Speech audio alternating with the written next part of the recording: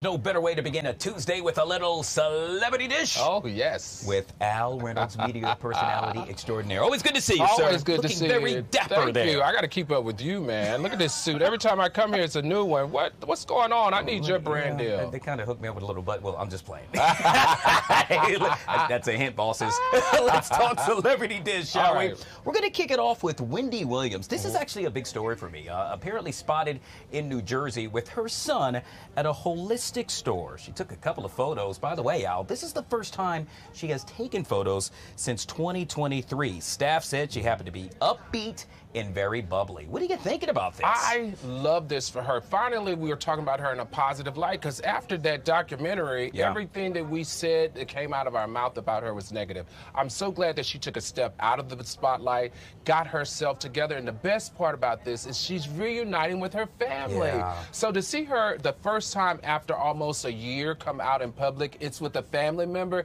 it lets me know that she's on the right track, guy. She's on the right track. I was so concerned that the next time I reported on Wendy Williams, it would be an obituary. That's true. In this case, it's positive news, and let's hope it stays that way. Just wishing her nothing but health and happiness. Absolutely, especially because she's iconic. She's the reason why we're able to do segments like this that on television that made it very popular. And we don't want her image to go down on a negative note. We want it to be positive, and I think this is definitely in the right direction. Yeah, as Martin Lawrence would say, you go, girl. For sure. Hey, let's talk about Tyrese. You a big fan? I think that says enough. Let me tell you the thing about Tyrese, and you can introduce it more. I want to talk about Tyrese being a triple threat. He can sing, he can dance, he can act, but we're not having those conversations about him. What we're talking about is all the trauma that he's experienced in his life with these women that he keeps choosing that are not right for him. And that saddens me, because Tyrese is one of the few men that's been able to transition from music to the big stage in the biggest way. In the biggest way. Fast and Furious is probably one of the largest action figure franchises in the history of film and television. He had a very significant role on that. Can we talk about that? Can we talk about the talent that it takes to get that role? No. Well, Al, we're not talking about that. In this case, we're talking about trauma and drama for your mama. Yes.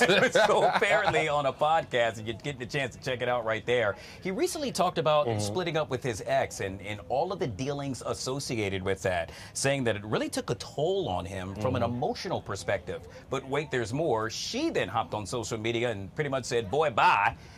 Which in essence, yet again, is a slap in his face. So to what you said, it just seems like this never ends, and I'm just hoping some positivity will really surround this brother. Yeah, plus, if I was his present wife and you talking about an ex from 2020, that would be another fight that you're going to have when you go home. So you have double trauma for your drama at home. I really want Tyrese to figure this one out, because, like I said, I want to talk more about how talented he is, how he can motivate other young actors, especially men of color, to do the great things that he's done, and not all this drama in his bedroom. Yeah. All right, Tyrese, we're rooting for you. Come on, man. Let's get it through. All right, move over Ryan Gosling. Of course, we all know who that is. And make room for Glenn Powell. Yeah, he could be the next Hollywood man. According to one producer, Gosling only appeals to women, whereas Mr. Powell, hey, everybody loves this guy. Apparently, he has really blown up. You saw him in Twisters, and now he's starring in the new movie Running Man. What do you think about that when someone says, hey, you're the old guy, this guy's going to be the new guy? Well, I tell you, he's shaking every cage in Hollywood. He is shaking a cage, and I'm loving every second of it. And let me tell you why, guy.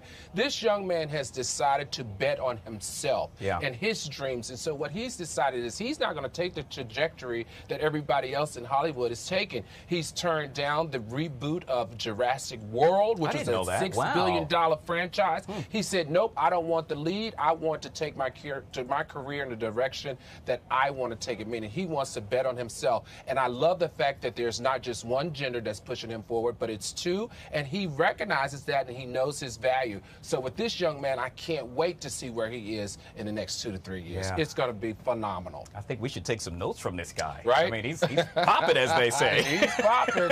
He's popping. And what is he like? I mean, very young. Very, very young. Yeah, good for him. And Probably bad for Ryan Gosling, but I think he'll get over it. I know Ryan's probably somewhere like, oh, he's not all that. I know I would be. I'll be in the gym tomorrow. 10 more.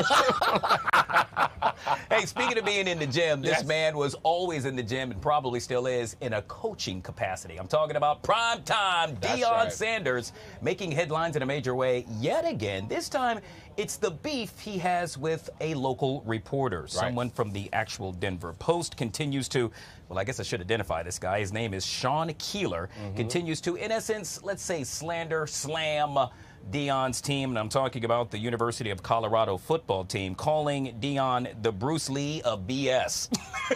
Now, Primetime has said, you know what? I'm going to show you some BS. You are banned from my locker room. What do you think about that? Listen, I think when you're a coach and you have the ability to stop this type of negativity and the spewing of this type of negativity around your team and around your university, I think you should take the steps to stop it. This guy has been a constant pain to him. I saw the actual interview where he said, dude, what's the problem? And he said, we'll talk about it. No, Dion was like, no, but what's the problem? You have intentionally singled me and my team members out. You're making it hard on us, and we're trying to make a difference. Dion, you cannot deny, has made a difference in college football. He's made a difference not only in collegiate football, but he's also made a difference in black males participating in collegiate football at the highest level.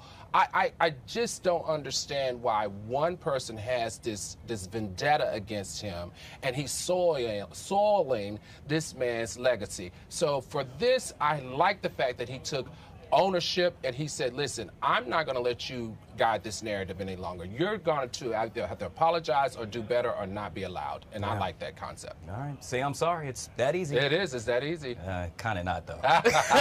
Can you imagine? Are you the type of guy that if somebody says you're sorry after they did you wrong, you can get over it? You have to genuinely be sorry. You know, you can always look in their eye. Hey, I'm sorry. Yeah, right.